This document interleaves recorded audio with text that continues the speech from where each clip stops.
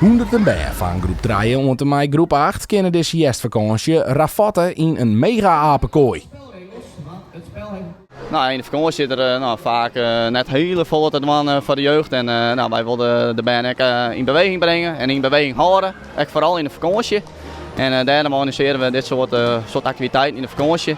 Er wat meerdere plekken in de gemeente. Dus we zitten nu in Damwoudt en juist bij in Dokkum West. Ja, apenkooi, dat speel je in de gymles ook wel eens. En dan vind ik ook altijd machtig mooi. En dan vragen ze van wanneer door weer apenkooi.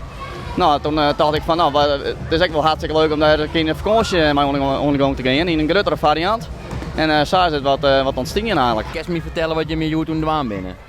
In een XXL apenkooi en ja, dat is heel erg leuk. Ja, want wat is dat zo leuk hoor?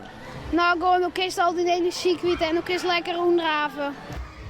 Dat ronddraven is wel nodig, want oors had je de tikker op een nekken.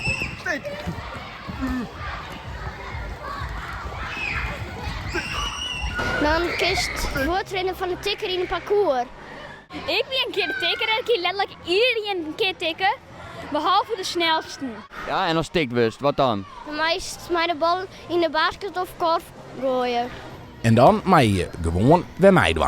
Vol leuk en een squallen. Tuurlijk!